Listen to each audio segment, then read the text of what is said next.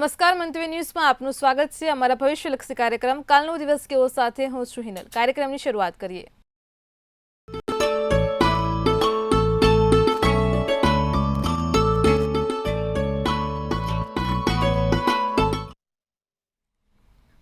દર્શક મિત્રો, કાલનો દિવસ કેવો એટલે કે એક એવો કાર્યક્રમ કે જેમાં આવતીકાલનું પંચાંગ, દિન વિશેષ, દિવસ રાતના શુભચો ઘડિયા, 12 રાશિનું રાશિ ભવિષ્ય, તમામ દર્શક મિત્રોના સળગતા સવાલના સળગતા જવાબ આપણને કિશન મહારાજ પાસેથી જાણવા મળે છે।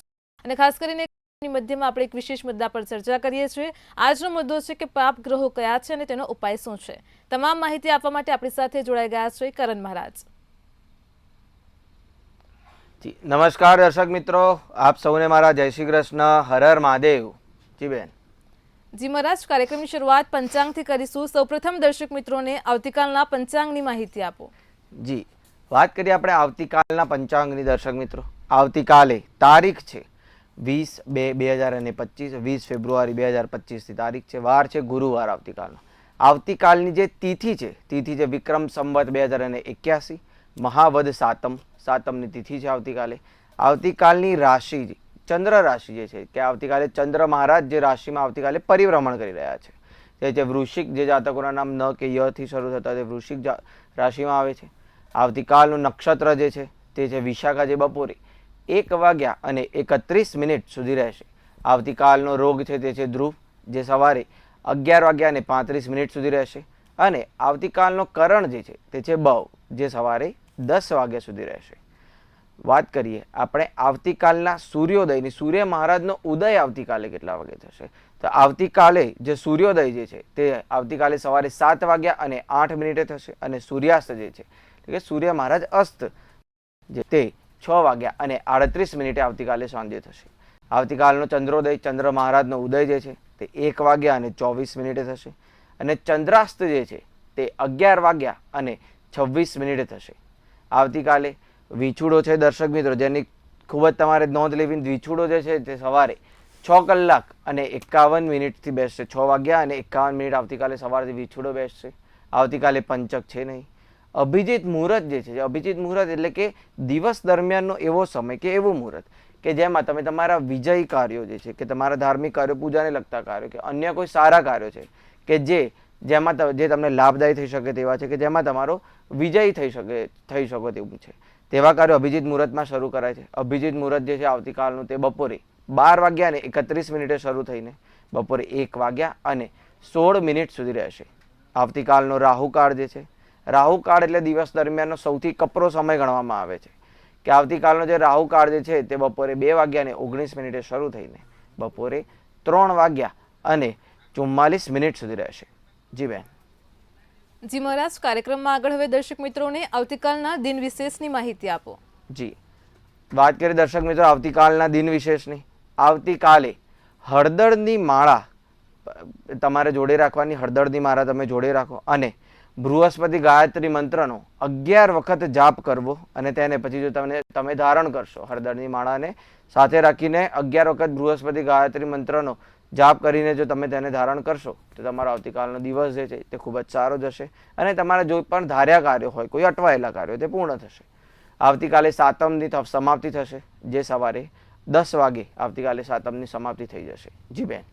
જી મહારાજ, કાર્યક્રમમાં આગળ હવે દર્શક મિત્રોને આવતીકાલના દિવસ અને રાતના શુભ ઘડિયાની માહિતી આપો। જી, વાત કરીએ દર્શક મિત્રો આપણે આવતીકાલના દિવસ દરમિયાનના શુભ ચોઘડિયાઓની, સારા ચોઘડિયાઓની કે તમારે કોઈ પણ તમારા ધાર્મિક કાર્યો છે, વ્યવસાયને લગતા કાર્યો છે કે કોઈ બીજા કોઈ સારા કાર્યો છે, શુભ કાર્યો છે, જો તમારે શરૂ કરવા તો તમે આ દિવસ દરમિયાન, આ સમયગાળા દરમિયાન આ ચોઘડિયાઓમાં કરી શકો છો। આવતીકાલનું દિવસ દરમિયાનનું સૌ પ્રથમ સારું ચોઘડિયું છે તે છે શુભ, જે સવારે 7:08 શરૂ થઈને 8:35 સુધી રહેશે।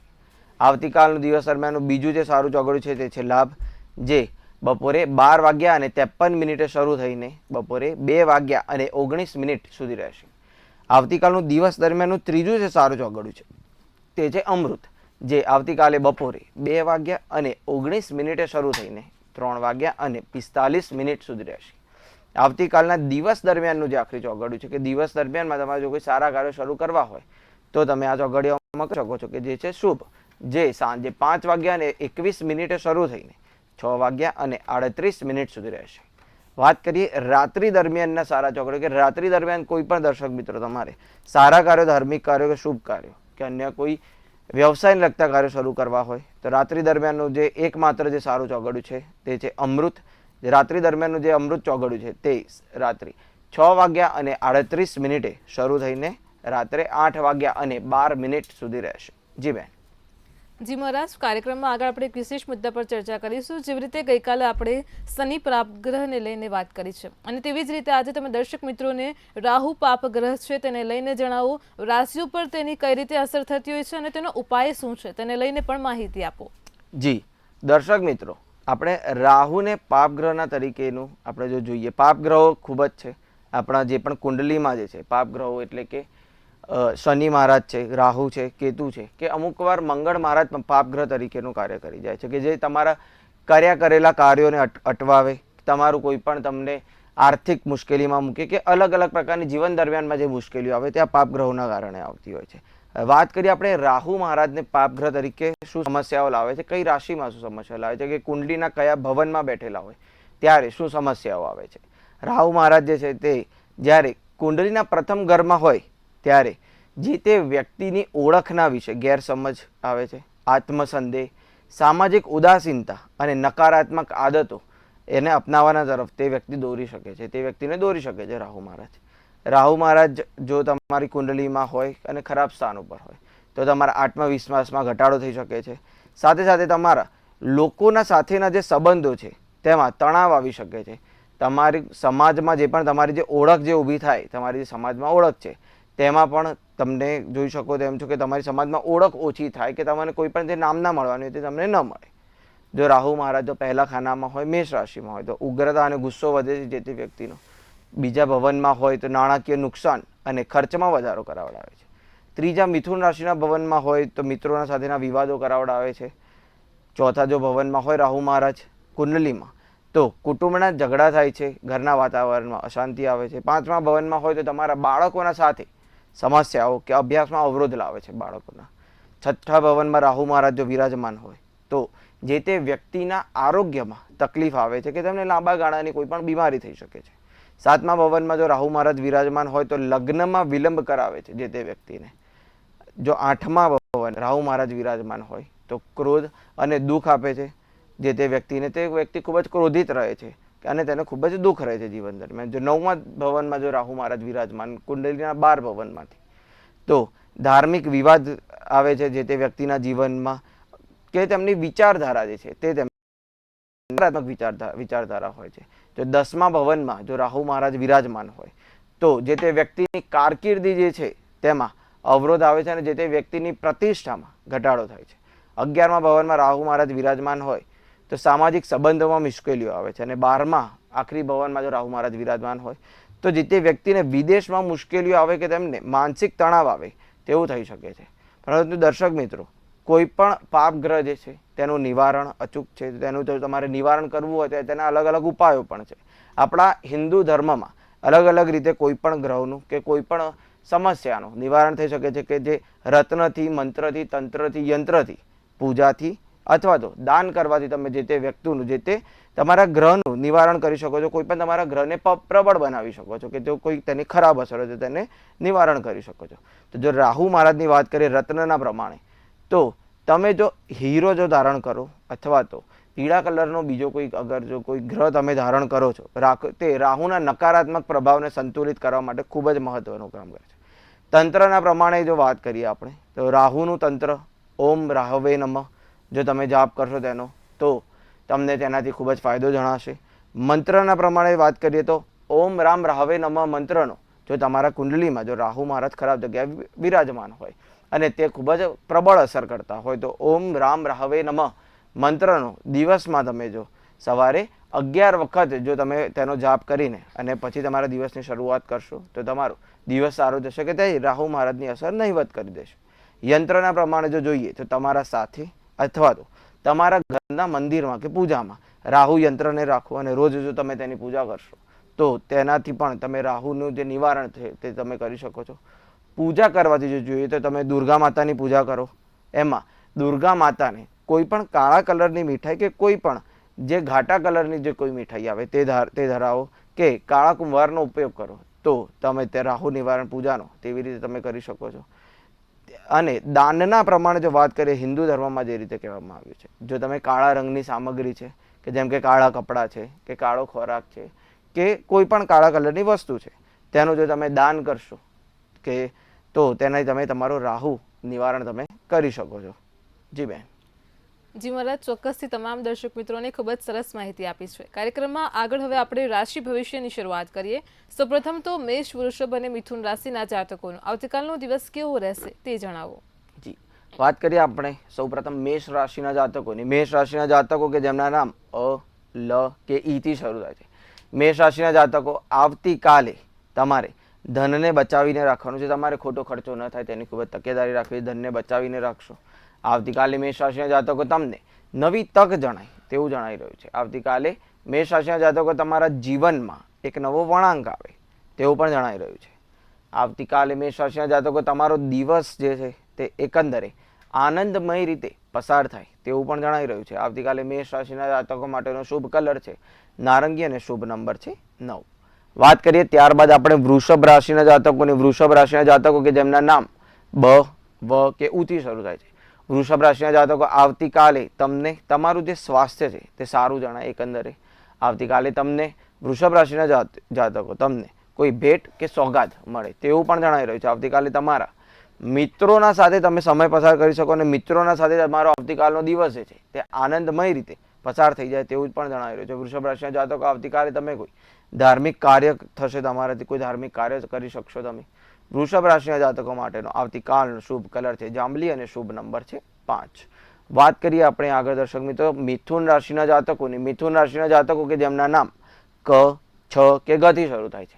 મિથુન રાશિના જાતકો, આવતીકાલે તમને કોઈ પણ કિંમતી ભેટ કે પૈસા મળી શકે છે.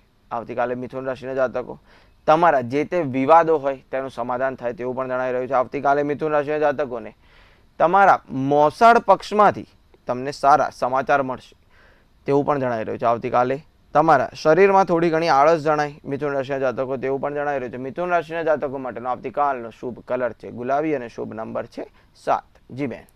જી મહારાજ, કાર્યક્રમમાં આગળ હવે દર્શક મિત્રોને કર્ક, સિંહ અને કન્યા રાશિના જાતકોનો આવતીકાલનો દિવસ કેવો રહેશે તે જણાવો.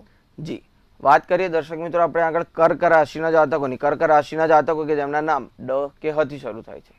કર્ક રાશિના જાતકો, આવતીકાલે તમારા વૈવાહિક જીવનમાં સુખ વધશે.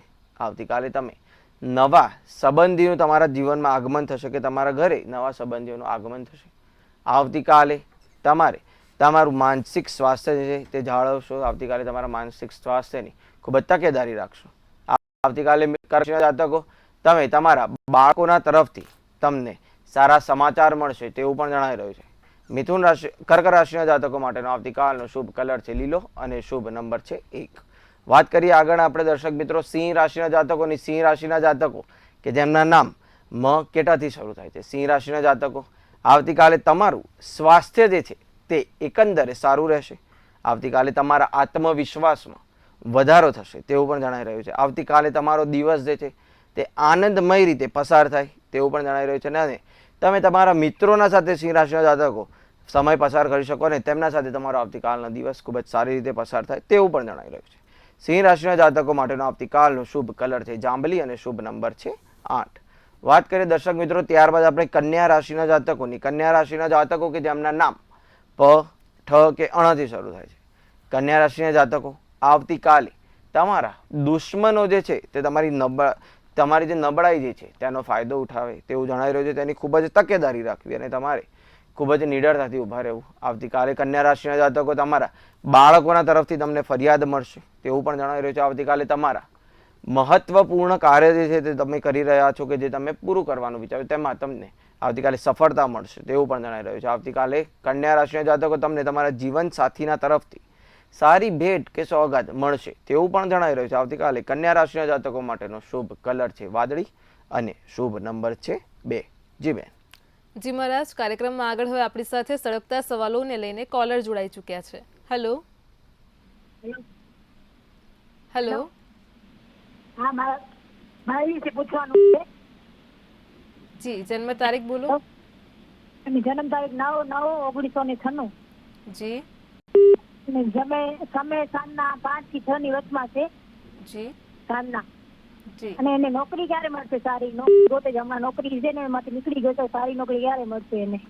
જી જી બેન, તેમની જે પ્રમાણે રાશિ બની રહી છે અહીંયા તે પ્રમાણે જો જોવા જઈએ તેમને નોકરી જે છે તે તેમને આવનારા થોડા સમયમાં મળી જશે, પરંતુ તેમની નોકરીના માટે તેમને સ્થળાંતરિત થવું પડે કે એક જગ્યાએથી બીજી જગ્યાએ સ્થળાંતર કરવું પડે આવનારા ભવિષ્યમાં.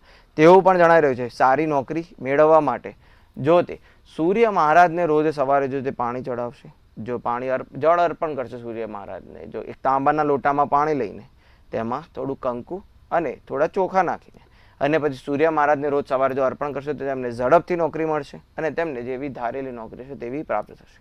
જી બેન. જી મહારાજ, અન્ય એક કોલર પણ જોડાઈ ચૂક્યા છે. Hello hello. હલો. જી બેન.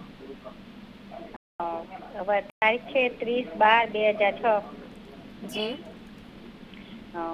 ને જન્મ સમય છે રાતે 2 થી 3 ની વચ્ચે. જી જન્મનું સ્થળ. માળિયા હાટના.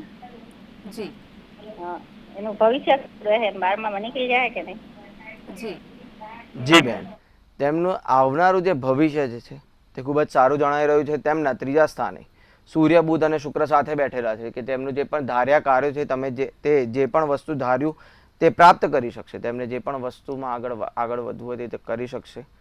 તેમનું મંગળ ગુરુ સાથે બેઠેલા છે જે તેમને આગળ વિદ્યા પ્રાપ્ત કરવામાં કે પોતાની બુદ્ધિથી આગળ વધવામાં ખૂબ જ મદદરૂપ થશે.